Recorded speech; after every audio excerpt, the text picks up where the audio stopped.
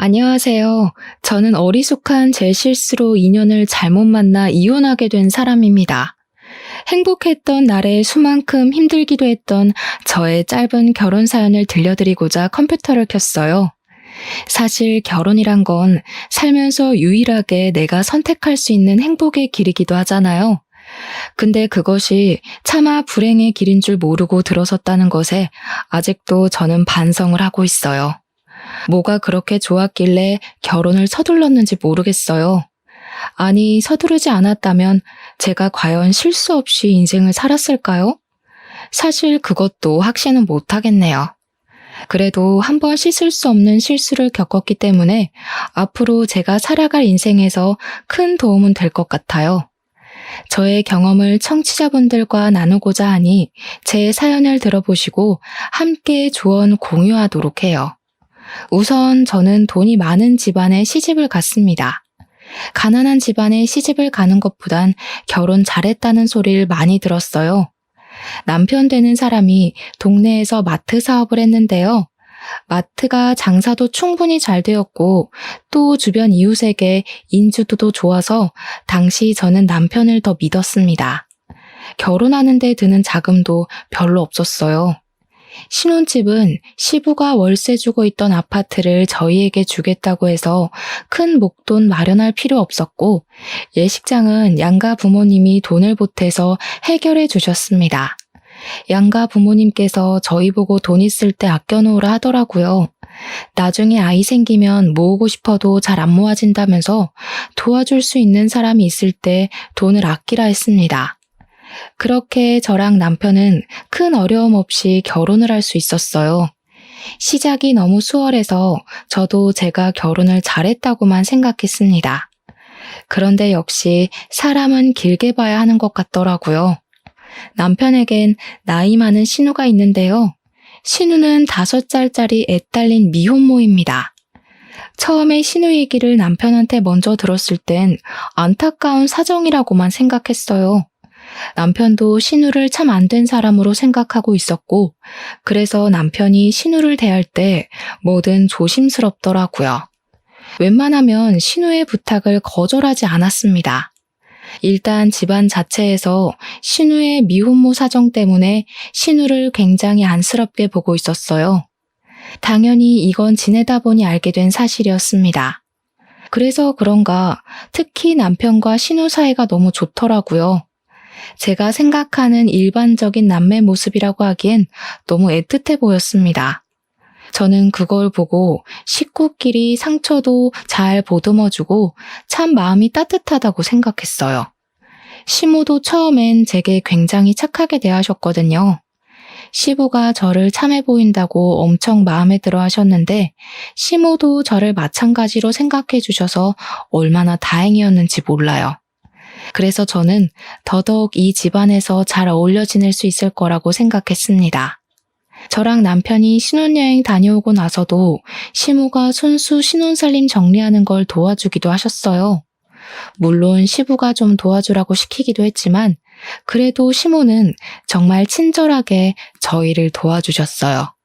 살림이 처음일 저를 위해서 이런저런 조언도 많이 해주셨습니다. 그리고 남편이 알레르기 때문에 못 먹는 음식만 알려주셨지 남편을 상점 모시듯 모시란 경고도 없었고 오히려 남편이 말 안 들으면 자기한테 전화해서 일을 하고까지 하셨어요. 그만큼 제 수준에 맞게 유쾌한 분위기를 만들어주셔서 시모가 좋았습니다. 반면 시부는 지방에서 어업을 크게 하시는 분이라 서울 집에는 자주 방문을 못하는 사정이셨어요. 거의 6개월 만에 한 번씩 집을 방문한다고 들었습니다. 원래 며느리 사랑은 시부라고 하잖아요. 시모도 제게 잘해주긴 하셨지만 사실 시부가 저를 가장 챙기는 게 느껴졌거든요. 사실 저를 본 횟수로 보면 거의 초면이나 다름없다고 해도 무방한데 시부는 제가 시집와서 힘들까봐 어떻게든 편의를 봐주려고 했습니다. 그래서 제가 결혼함과 동시에 집에 제사도 없앴고 명절에 음식하는 것도 없애버리셨어요. 시댁에도 굳이 연락하지 않는 이상 주기적으로 찾아올 필요 없다고 하더라고요. 그뿐만이 아니었습니다. 시부는 귀찮게 어른들 생신 같은 것도 챙기지 말고 정 챙기고 싶으면 그냥 외식으로 퉁치자면서 저보고 힘들게 생일상 같은 거 차리지 말라고도 하셨죠. 어떻게 이리 며느리 입장을 잘 생각해 주시는지 처음 그 선언을 들었을 때 제가 다 민망할 지경이었습니다. 다른 가족들도 제게 친절했고 제 편의를 봐주려고 웬만하면 굳은 일 안 시키려고 하긴 했는데 솔직히 시부처럼 이런 시댁 행사를 없애주는 것이 진정으로 며느리를 생각해주는 마음이잖아요. 처음엔 시부에게 그렇게까지 마음 안 써주셔도 된다고 하며 거절했지만 시부가 워낙 단호하게 나와서 결국 그렇게 결정이 난 거거든요. 그게 당장은 몰라도 나중엔 정말 큰 은혜라는 걸 예측할 수 있어서 더 이상 거절하진 못했어요. 그 부분에 대해서 시모도 별 말은 없었습니다. 시부가 결정한 거라 더 말하지 못했을 수도 있고 아니면 시모도 그런 행사들이 귀찮았을 수도 있고 일단은 시부 의견에 반대하는 사람은 아무도 없었다는 겁니다. 그렇게 선포하고 지방을 내려간 시부는 일이 너무 바쁠 땐 1년에 한 번씩 온다고도 하더군요. 어떻게 될지는 가봐야 한다면서 떠나셨어요. 그렇게 저는 신혼여행에 다녀오고 나서 한동안 시부는 코빼기도 볼 수 없었습니다. 그리고 그제야 저는 그게 어쩌면 남은 식구들이 모두 기다렸던 시간이었을 수도 있다는 걸 깨달았어요. 시댁이랑 저희 신혼집이랑 걸어서 닿을 수 있는 거리인데 신우랑 시모가 번갈아 가면서 굉장히 자주 방문하더라고요. 방문만 하는 거면 뭐 상관이 없었죠. 근데 뭔가 올 때마다 이전과 다른 느낌이 난다는 게 문제였어요. 특히 시모는 초반에 자기가 우리 집을 방문하면 제게 손 하나도 까딱 못하게 다 알아서 하셨거든요. 화장실 실내화를 뭐 저런 거 샀니? 저런 신발은 물기 조금 닿으면 미끄러운데. 그러다 바깥 일하는 사람 다치기라도 해봐. 너희 밥줄 끊기는 거야. 그리고 내가 계속 지켜봤는데 너 베란다에 화분 정리 아직도 안 했더라? 내가 분명 일렬로 세워놓으라고 했잖니. 지나가는 사람 발 걸린다고. 갈수록 시모가 제게 이래라 저래라 간섭하는 일이 늘어갔어요. 이전에는 제 손에 물 한 방울 안 묻게 하려고 과하게 행동하시더니 갑자기 자기 손에 물 한 방울 안 묻게 하려고 용을 쓰는 겁니다. 제가 다 알아서 할 일이었고 시모가 시키는 일보다 더 급한 일이 많아서 잠깐 미루고 있었던 거예요. 그런데 시모가 집을 찾아올 때마다 중구난방으로 지적을 해대니까 나중에는 점점 신경에 거슬리더라고요. 그래도 그때는 제가 원래 알고 있던 시모의 착한 이미지가 제 속에 더 많이 남아있었기 때문에 묵묵히 시키는 걸 했어요. 그게 다 시모와의 갈등을 피하기 위해서였죠.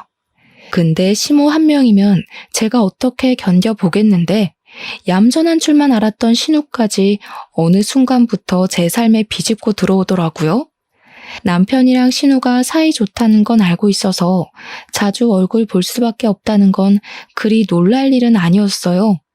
하지만 제가 여태 봐온 신우의 모습은 그저 남편에게 피해주지 않으려고 늘 한 발 물러서 있고 시부 앞에서는 입도 뻥끗 못하는 소극적인 사람이었습니다. 그런데 이게 웬일일까요? 우리 집 방문이 점점 잦아지는 신우가 시무 못지않게 점점 다른 분위기를 내기 시작했다는 거 아닙니까? 일단 시모가 이전보다 잔소리랑 지적질이 많아졌다면 신우는 저를 왠지 모르게 시기하는 것 같았습니다. 시기를 한다는 게 무슨 말이냐면 남편이랑 신우 사이가 너무 좋다 보니까 제 남편이 저한테 잘해줄 때마다 신우가 질투를 느끼는 것 같았어요. 처음엔 당연히 신우가 그런 마음을 갖고 있는 줄 몰랐고 눈치를 챘다고 해도 긴가민가 했습니다. 그런데 언제 확신을 가졌냐면요. 남편이 오랜만에 외식 가자고 차를 끌게 되었는데 당연히 남편 옆자리는 제 자리라고 생각했거든요. 그래서 제가 이미 조수석에 앉았어요. 근데 갑자기 남편이 곤란해하면서 저보고 뒷자리에 타면 안 되겠냐고 하는 겁니다. 왜 그러냐고 물어봤더니 남편이 하는 말이 아주 황당했어요. 결혼하기 전에는 항상 누나가 옆자리에 앉았었거든. 그렇다 보니까 거의 지정석처럼 이용했어. 뒷자리는 누나가 불편해서 금방 멀미난다고도 했고. 사실 뒷자리로 옮겨 타는 건 제게 별 상관없는 일이었습니다. 다만 남편이 제게 말하는 이유가 다소 어처구니 없어서 기분 나빴다는 거예요. 결혼하기 전에 그랬었던 일을 왜 결혼하고 나서까지 끌고 오는지 모르겠더라고요. 하지만 외식을 하러 가는 길이었기에 괜히 문제 일으키고 싶지 않아서 그러려니 넘겼습니다. 속 좁은 사람으로 보일까봐 뭐라고 말할 엄두를 못 내기도 했어요. 그날 신우는 외식 나가서 남편의 아내냐는 질문을 덜어 받았습니다. 웃긴 게 남편이 자리에 같이 있으면 그런 거 아니라고 해명을 했는데 남편만 자리에 없으면 신우가 그런 질문에 대해서 그저 웃으며 호응해 주더라고요. 그렇게 보여요? 저희 아들이랑 좀 닮긴 했죠. 그렇다고 서비스까진 안 주셔도 되는데 예쁘게 봐주셔서 감사해요. 이런 식으로 남편과 부부로 오해받는 일을 좀 즐기는 것 같았어요. 제 입장에선 신우의 이런 짓들이 가장 이해 안 되는 부분이었습니다. 신우는 그렇게 말하면서도 저를 눈치 보기보다는 제게까지 호응을 유도하는 게 딱 봐도 저를 경계하는 듯한 행동이란 걸 알 수 있었어요. 그 이후로도 신우는 남편과 제 사이를 매번 갈라놓는 행동은 종종 저질렀습니다. 그걸 여러 번 보고 나니까 제 안에서 내려진 정의가 딱 하나 있더라고요. 그게 바로 신우가 질투를 하는 것 같단 거였어요. 신우는 되도록 저랑 남편이 같이 있는 꼴을 안 만들려고 했고 남편이 자기에게 더 눈길을 주길 바라면서 관심을 끌었습니다. 그 행동이 도가 지나쳤을 땐 그런 일도 있었어요. 신우가 갑자기 자기 아들을 데리고 와서는 제게 덜렁 넘겨주더라고요. 올케, 제가 잘 몰라서 그러는데 올케는 나이가 있으니까 애들 음식 좀 할 줄 알 거 아니에요? 우리 애 밥 좀 해줘요. 오늘은 제가 급한 약속이 있어서 애 못 챙겨줄 것 같거든요. 그럼 어머님한테 맡기면 되지. 왜 굳이 여기까지 찾아왔어요? 어머님 집에 안 계세요? 어차피 내 동생이랑 약속 가는 거라 여기 오는 김에 올케한테 맡기는 게 나을 것 같아서요. 약속 끝나면 들려서 애 데리고 가면 되니까요. 우리 엄마도 쉬는 날이 있어야 하잖아요. 손주가 아무리 예뻐도 매일 보면 얼마나 지겹겠어요? 저 그때 신우가 잡았다는 약속이 제 남편과의 약속인 걸 알고 얼마나 당황했는지 모릅니다. 제 남편과의 저녁 데이트를 하기로 했다더라고요. 결혼하기 전에도 남편이랑 신우랑 같이 저녁 외식을 많이 즐겼다 하대요. 서로 약속을 잡고 말고를 떠나서 일단 저는 남편이 그 사실을 제게 말 안 해줘서 전혀 모르고 있었습니다. 그러니까 어쩌다 보니 저는 그 둘이 잘 놀라고 대신 애를 봐주게 된 셈이었어요. 너무 어이가 없었지만 이미 벌어진 일이라서 저는 억지로 시조카를 돌봤습니다. 그리고 남편이 귀가할 때까지 벼르고 있었어요. 그렇게 얼마 후 밤 10시쯤에 신우가 신이 난 채로 시조카를 데리러 왔더군요. 저한테 수고했다는 말 한마디도 없이 시조카만 데리고 쌩 나가버렸습니다. 남편이 뒤따라 안 들어오는 걸 보니까 신우를 집까지 바래다 주는 것 같았어요. 그리고 드디어 남편이 집으로 돌아왔을 때 저는 남편에게 여유도 주지 않고 퍼부었어요. 지금 일부러 나 도발하는 거야? 아가씨랑 약속 있었으면 얘기를 했어야지. 난 아무것도 모르고 있다가 예정에도 없던 육아를 했어. 내가 무슨 베이비시터야? 당신이랑 아가씨 노는데 애나 봐주는 사람이냐고. 이 정도 일이면 적어도 나한테 부탁하는 게 예의 아니야? 화났어? 미안해. 사실 얘기할까 말까 고민했는데 누나가 얘기 안 하는 게 좋겠다고 하더라고. 왠지 말하면 당신이 허락 안 해줄 것 같다길래. 당신은 몰랐겠지만 사실 누나가 당신 눈치 엄청 많이 봐. 눈치? 눈치 보는 사람이 나한테 애 봐줘서 고맙단 말도 안 해? 눈도 안 마주치고 애만 챙겨서 나가니? 당신 없을 때마다 아가씨가 당신 같고 남편인 척 하더라. 이 상황에 누가 더 눈치 보고 스트레스 받겠어? 누나는 미혼모잖아. 밖에 나가면 얼마나 사람들 시선이 신경 쓰이겠어. 안 그래도 애 아빠한테 버림받았는데 남동생 좀 이용하는 게 뭐 어때서. 그렇다고 내가 진짜 누나 남편 되는 것도 아닌데 뭘 그런 걸로 예민하게 굴어. 그러니까 당신 말은 난 애도 없는데 아가씨가 불쌍하니 조카도 내가 대신 봐야 되고 아가씨가 불쌍하니까 남편도 내줘야 한다는 거네? 가만 보니까 내가 당신 아내가 아니라 당신 불륜녀가 된 기분이다. 지금 남의 남편 빼앗은 것 같아. 배우자한테 무조건 양보만 바랄 거면 나랑 왜 결혼했어? 그냥 나가서 사랑하는 네 누나랑 조카 데리고 남편 행세하면서 살아. 저는 그날 남편에게 쌓였던 서운함을 다 토로하고 말문을 닫아버렸습니다. 다음날 남편이 제게 대화 좀 하자고 해도 무시했어요. 그랬더니 남편도 자기 나름대로 자기 행동을 돌아본 것 같더라고요. 한 이틀 냉전 상태로 지냈을까? 신우가 우리 집을 또 찾아온 적이 있었는데 그날 남편이 먼저 나서서 신우를 집으로 돌려보냈어요. 제가 남편의 사과를 안 받아주니까 남편이 먼저 행동으로 보여준 겁니다. 그 덕분에 저는 남편과 다시 대화의 시간을 갖게 되었는데요. 남편이 제게 미안하다고 하면서 앞으로 신우를 완전히 외면할 순 없겠지만 제 남편으로서 자기가 자제해보겠다고 하더라고요. 일단 남편이 먼저 사과를 해줬으니까 남편을 믿어보기로 했어요. 남편의 사과 덕분에 저희 관계는 다시 좋아졌습니다. 하지만 역시 후폭풍은 있었어요. 남편이 제게로 돌아서면서 신우를 멀리하니까 역시나 신우가 가만히 있질 않더라고요. 그 뒤부터 신우는 아주 뻔뻔해졌습니다. 얼굴에 철판 깔고 저희 집에 거의 늘어붙기 시작했죠. 심지어 남편의 생일날에도 남편이 저랑 단둘이 보내는 게 싫었는지 그날 우리 집에 와서 하루 종일 있었어요. 남편이 신우더러 가라고 말리는 것도 한계가 있었습니다. 사람이 막무가내로 나오니까 완전 구제불능 수준이 되더라고요. 남편은 또 신우한테만 유독 마음이 약해져서 강하게 하지도 못했어요.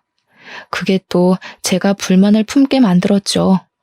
아무튼 신우가 거의 매일같이 신우집을 찾아오니까 시조카 때문에 하루하루가 정신이 없었어요. 문을 안 열어주면 그만이라 생각할지 모르겠지만 신우가 아이를 데리고 있다 보니까 밖에 오래 세워둘 수가 없더라고요. 신우도 제가 아이한테 마음이 약한 걸 알아서 그런가 일부러 더 오기 부리며 시조카를 꼭 데리고 집을 찾아왔습니다. 시조카가 또 5살이다 보니까 솔직히 얌전하지 않아요. 누구를 닮았는지 집에서 그렇게 뛰어다닙니다. 신경 안 쓰려고 해도 시조카가 이것저것 만지려고 하고 위험하게 놀아서 제가 말을 계속 얹을 수밖에 없는 입장이었어요. 근데 정작 신우는 애한테 손 떼고 하루 종일 휴대폰 하거나 TV만 봅니다. 남편이 올 때까지 집에서 기다렸다가 남편이 오면 남편이랑 수다 떨면서 노는 게 신우의 일과였어요. 그리고 또 하나 있네요. 제가 남편 저녁상을 미리 차리면 이것저것 손대면서 잔소리를 폭탄으로 던지기도 합니다. 우리 동생 시금치 싫어하는데 결혼했으면서 그런 것도 파악 못했어요? 내 동생은 어릴 때부터 초록색 나물을 특히 싫어했어요. 남편 내조하고 살 거면 그 정도는 공부 좀 하세요. 이제 먹더라고요. 제가 먹으라고 하니까 군말 없이 먹는다고 하던데요. 나이가 몇 살인데 이런 걸로 편식을 해요. 알레르기 일으키는 음식만 피하면 되지. 남편 스트레스 주는 마누라가 제일 최악이라고 하던데 올케 나중에 우리 동생한테 이혼당할라. 조심해요. 잔소리도 딱 자기 생긴 것답게 사람 속을 참 잘 뒤집어 주더군요. 얼마나 야비한지 몰라요. 남편을 이성으로 보는 것 같진 않은데 뭔가 굉장히 우애가 깊어서 저야말로 질투가 날 지경이었어요.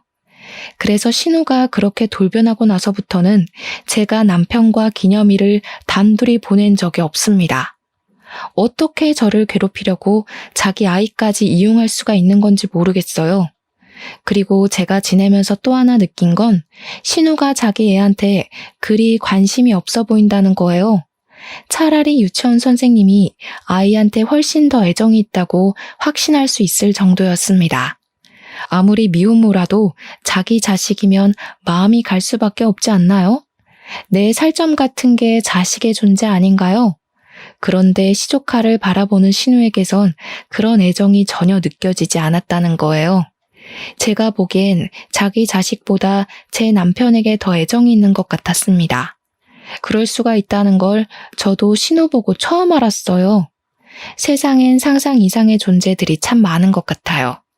근데 신우야, 원래 도라이라 생각하고 무시하면 될 사람인데 여기서 제가 훨씬 짜증이 났던 건 그런 막대먹은 신우를 남편과 시모가 오히려 옹호한다는 겁니다. 저한텐 신우보다 남편과 시모의 반응이 더 스트레스였어요. 제가 신우 때문에 받은 스트레스를 남편한테 한 번씩 얘기했는데요.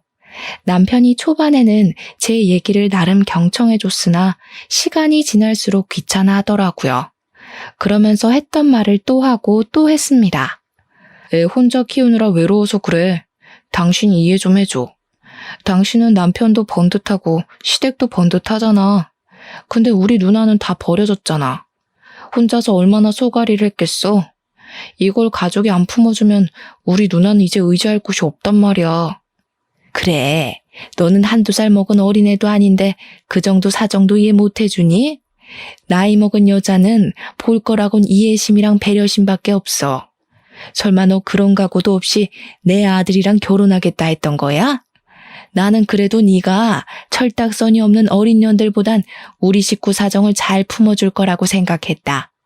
내가 잘못한 거니? 그럼 좀 실망할 것 같네. 실망은 이미 제가 했는데요. 이런 식으로 저 나쁜 년 만들어서 죄책감 들게 하려는 것 같은데 그런 건 어머님이 말씀하시는 어린애들한테나 통하는 화법이고요. 저는 어느 정도 성숙해버린 사람이라서 어머님 하시는 말씀이 일방적인 협박으로밖에 안 들리네요. 며느리를 이용하려고 한 거면 차라리 멋모르는 여자를 데려다가 며느리 시키지 그러셨어요? 웬만하면 시모한테 반항 안 하려고 했는데 해도 너무한 것 같아서 그만 저질러버렸던 날입니다. 그렇지 않아도 시모가 제 주장에 좀 당황하더라고요. 남편도 옆에서 시모한테 무슨 말버릇이냐고 잘못했다고 사과하라 하대요. 저도 한번 속마음을 털어놓으니 더 이상 눈에 뵈는 게 없어지는 겁니다. 그래서 이참에 더 제 감정을 밀어붙였어요. 이 결혼 생활 유지됐으면 좋겠어요? 아니면 그 반대인가? 저를 쫓아내기로 마음먹은 거라면 순순히 이혼해 드릴게요. 저도 이렇게 가스라이팅 당하면서 더는 못 살아요. 저는 결혼해서 잘 먹고 잘 살려고 한 거지 남의 집 뒤치다거리나 하러 온 거 아니거든요. 저는 그들 모습에 정떨어져서 입 밖으로 이혼까지 고심하겠다고 말해버렸습니다. 그랬더니 그제야 남편이 제게 또 먼저 사과를 하더군요. 그 자리에 함께 있던 시모랑 신우를 황급히 내보내곤 저를 붙잡고 용서를 빌었습니다. 그런데 용서를 비는 내용이 조금 특이했어요. 아빠한텐 절대 말하지 마. 우리끼리 해결할 수 있잖아. 앞으로 내가 잘할게. 당신 심기 안 거슬리도록 엄마랑 누나 우리 집에 못 오게 할 테니까 제발 아빠한텐 이혼 소리 꺼내지 마. 남편이 시부를 유난히 두려워하는 모습을 보이더라고요. 결혼 생활을 길게 유지한 건 아니었지만 남편이 그렇게까지 시부를 두려워하는 건 처음 봤습니다. 제게 싹싹 비는 모습도 이전에 사과했던 모습과는 차원이 다르게 간절했어요. 그래서 저 일단은 이혼을 보류하게 되었습니다. 실제 남편은 시모랑 신우를 우리 집에 못 오게 했고 저는 한동안 자유를 느낄 수 있었어요. 물론 이혼을 언급한 게 그냥 한 소리도 아니었고 이혼 결심을 완전히 접은 것도 아니었어요. 일단은 당장 시부가 제 눈앞에 없기도 해서 보류를 했을 뿐입니다. 결혼한 지 얼마 안 됐는데 벌써 이혼까지 염두에 버릴 줄은 몰랐네요. 그렇게 직장인들이 마음속에 사표를 품고 사는 것처럼 저도 마음속에 이혼을 품고 지내며 시간을 보낼 때였어요. 어느 날 제가 시댁을 방문할 날이 있어서 시댁을 찾았는데 문이 열려 있길래 그냥 들어가려고 했거든요. 근데 안에서 시모랑 신우가 심각하게 대화하는 것이 들리더라고요. 그래서 안으로 들어서지 않고 밖에서 두 사람의 대화를 엿듣게 되었습니다. 그리고 거기서 굉장히 충격적인 사실을 듣고 말았어요. 그 두 사람이 시조카에 대해서 얘기를 나누고 있었는데요. 신우가 시조카를 아들이 아닌 동생이라 칭하면서 시무에게 얘기를 하고 있더라고요. 그때부터 저는 무슨 정신으로 그랬는지 모르겠는데 일단 그 대화를 몰래 녹음해버렸습니다. 그러면서 숨죽이고 계속 대화에 집중을 했죠. 들으면 들을수록 충격적인 사실이었어요. 놀랍게도 시조카는 신우 친자식이 아니었습니다. 바로 시무의 늦둥이 자식이었던 거예요. 얼마나 놀라운 사실입니까? 여태 시조카인 줄 알았던 5살짜리 아이가 제게 도련님이었다는 거잖아요. 게다가 5살이면 아이 친모의 나이가 적어도 저랑 또래 정도는 되어야 하는데 시모가 품기에는 시모 나이가 너무 많잖아요. 솔직히 할머니 수준 아닙니까? 대체 어쩌다 그런 일이 생겼나 잠자코 더 들어봤더니 5년 전 시부가 집을 비운 사이에 시모가 산악회 모임을 다니다가 외간 남자랑 불륜을 저지른 것 같더라고요. 그 불륜남 사이에서 만들어진 자식이었던 겁니다. 그걸 시모가 신우 아들로 둔갑시켜서 신우를 미혼모로 만든 거였어요. 시부는 그 사실을 고스란히 믿고 있는 상황인 것 같았습니다. 다 듣고 나니 이해가 되더군요. 그래서 신우가 그 아이한테 그리 애정이 없었나 봅니다. 그럼 저는 여태 시조카가 아니라 시모 아들을 대신 봐준 셈이 되는 거였는데요.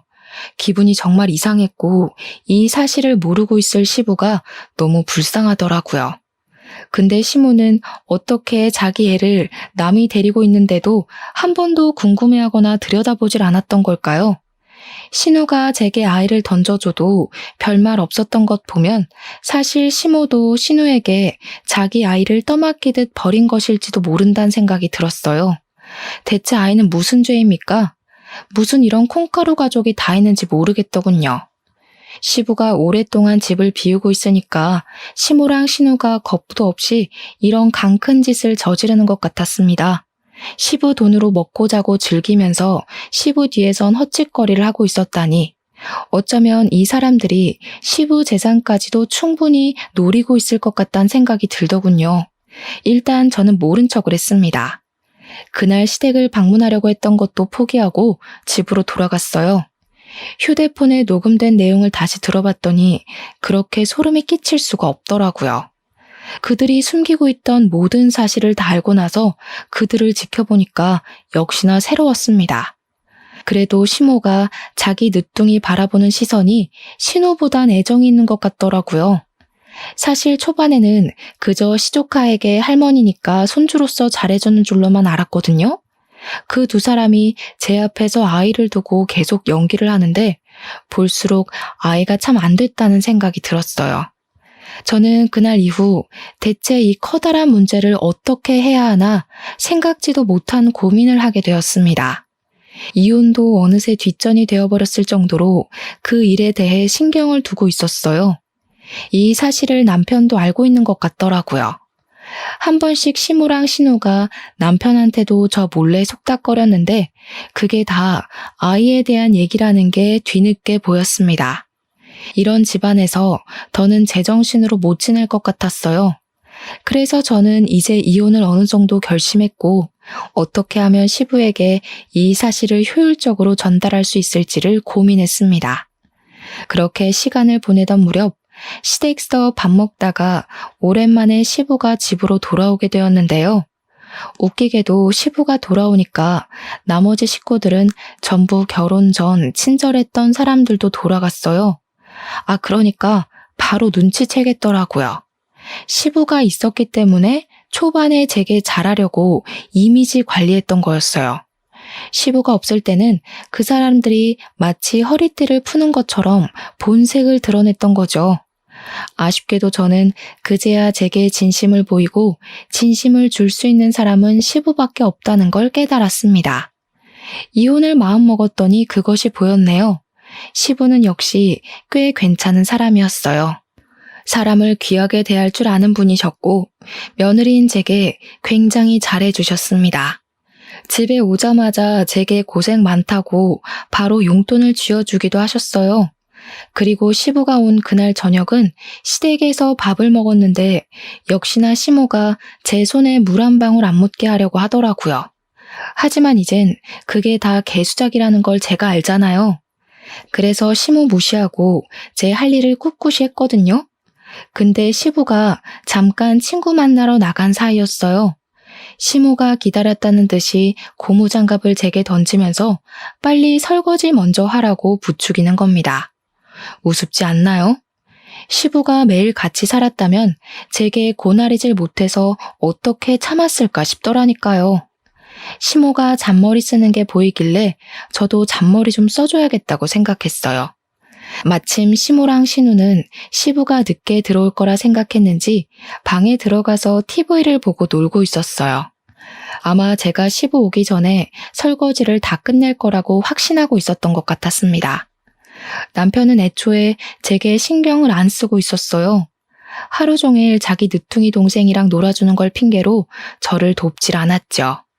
그래서 저는 설거지를 최대한 늦게 했습니다.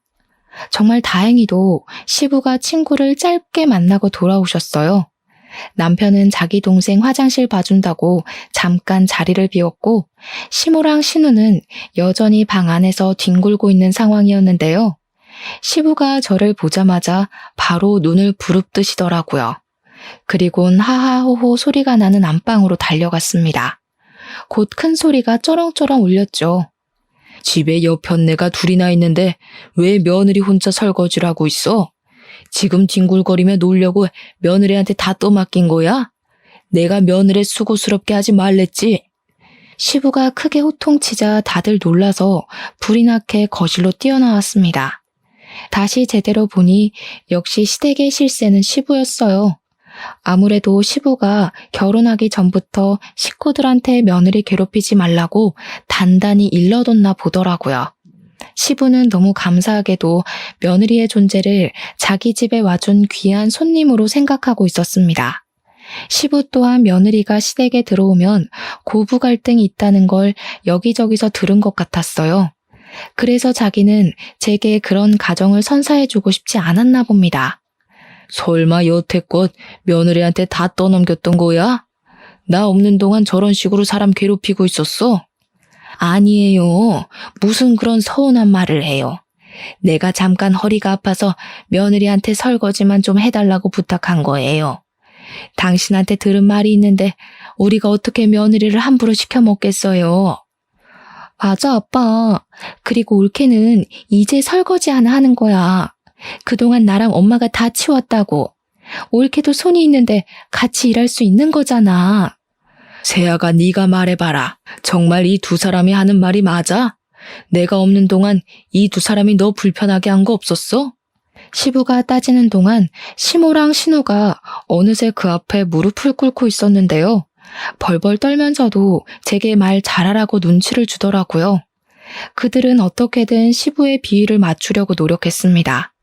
없는 말까지 지어내면서 아양을 심하게 떨었어요. 그렇게 시부가 부러우면서 감히 불륜을 저질러 불륜남 애까지 시부 집에 들일 생각을 했다니 참 대단하다 싶더라고요. 일이 이렇게까지 되어버린 거 저는 이 좋은 기회를 놓치고 싶지 않았어요. 그래서 고무장갑을 벗고 시모에게 다가가 시모 앞에다 던져주었습니다. 아버님 나가시자마자 이렇게 고무장갑 던지면서 빨리 설거지하라고 하셨어요.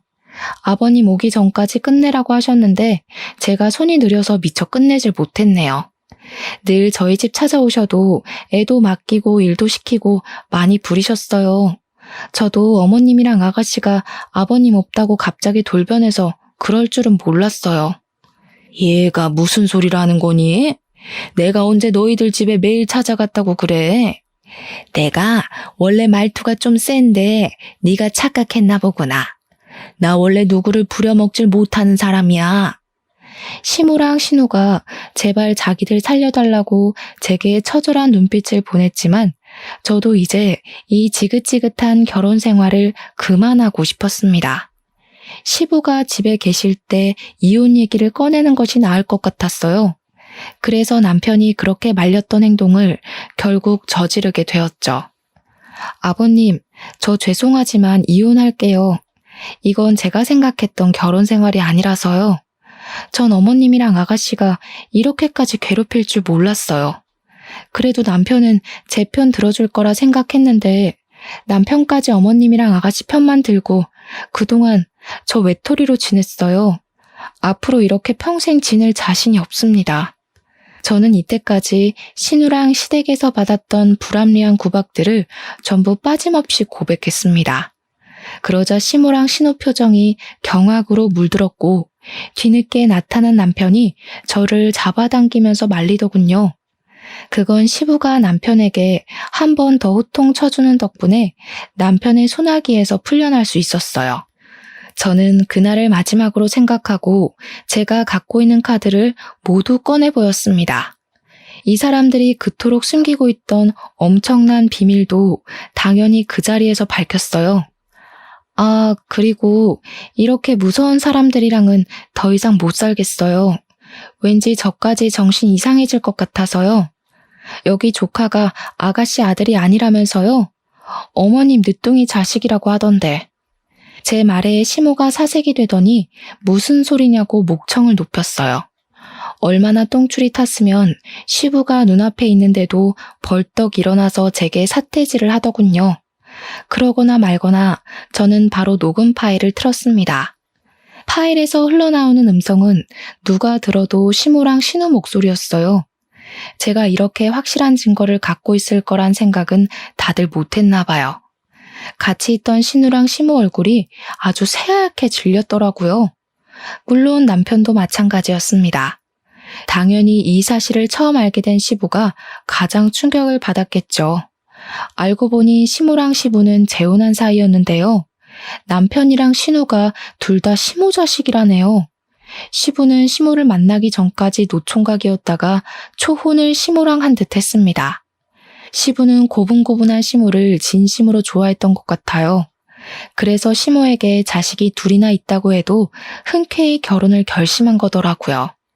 그런데 알고 보니 시모의 모든 모습들이 가식이었단 걸 그날 알게 된 셈이잖아요. 저보다 훨씬 더 충격이 강할 만했죠. 아무튼 시모는 그렇게 시부를 배신했음에도 결코 시부 곁을 떠날 수가 없는 이유가 있었어요. 왜냐하면 제 남편의 사업 자금을 시부가 전부 대주고 있었거든요. 시부는 시모가 자기 몰래 불륜을 저지르고 다니는 줄도 모르고 아들이란 이유만으로 남편을 지원하고 있었던 겁니다. 사실 피 한 방울 안 섞인 남이 아닙니까? 시부가 아빠 노릇하려고 남편 사업을 도운 것 같은데 그럼 적어도 다들 시부에게 아내 노릇, 자식 노릇을 했었어야죠. 숨겨뒀던 모든 사실이 밝혀지자 시모는 혹시나 집에서 쫓겨날까봐 얼굴이 새하얗게 질려버렸어요. 머리 끝까지 열받은 시부가 시모한테 손찌검을 하려고 하자 그때 신우가 먼저 달려들어 시부를 말렸습니다.